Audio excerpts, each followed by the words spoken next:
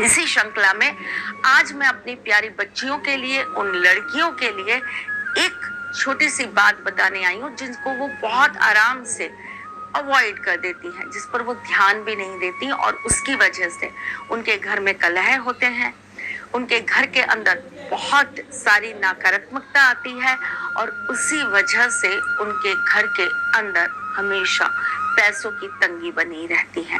खर्चे अथाह हो जाते हैं, चाहे उसका रीजन कुछ भी हो। लोग आपके पास बहुत कुछ है ऐसा सोचते हैं, जबकि आपके पास सचमुच कुछ नहीं होता।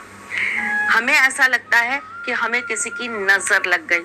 नहीं, आपने नजर से बचाने वाली चीज को अपने घर में एक साथ रखकर ब्लास्ट कर दिया। और ये क्या चीजें हैं, चलिए मैं बताती हूँ।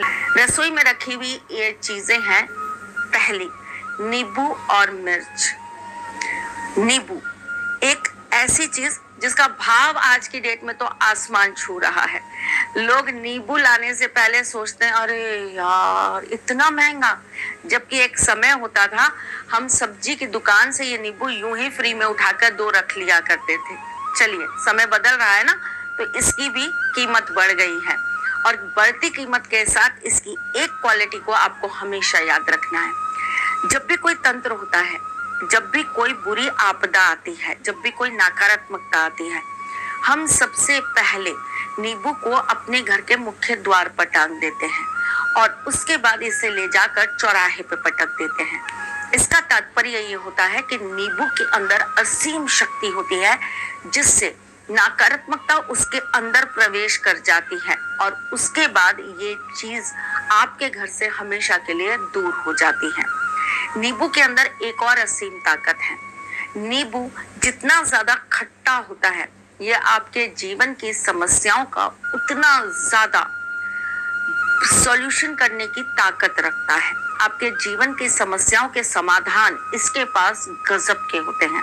प्रयोग करने का तरीका अलग अलग हो सकता है, अलग अलग दिन हो सकता है, पर नींबू से बहुत सारे उपाय, बहुत सारे टोटके और बहुत सारा तंत्र किया जाता है। अगर आपको पता हो तो जो रोली बनती है, जो हम ईश्वर को चढ़ाते हैं, उस रोली के अंदर भी नींबू होता है।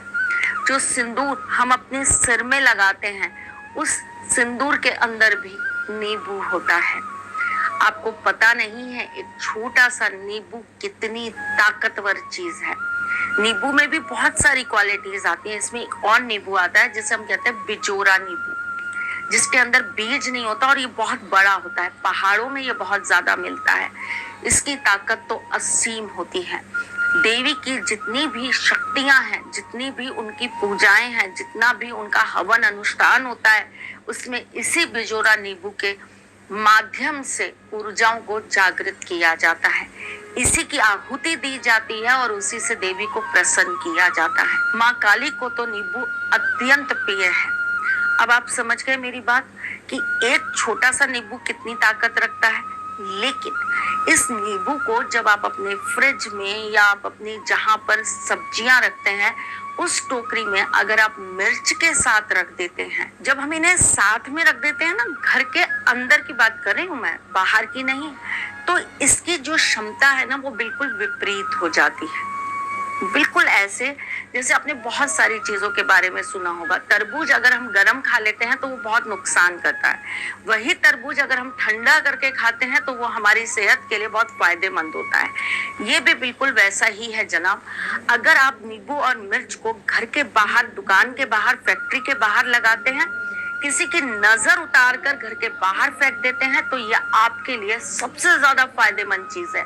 लेकिन घर के अंदर अगर आप इन दोनों चीजों को एक साथ करके कॉम्बिनेशन में रख देते हैं, तो ये आपके घर से सुख, आपके घर से लक्ष्मी, आपके घर से चैन, आपके घर से समृद्धि, सब कुछ धीरे धीरे धीरे धीरे करके खत्म कर देते हैं।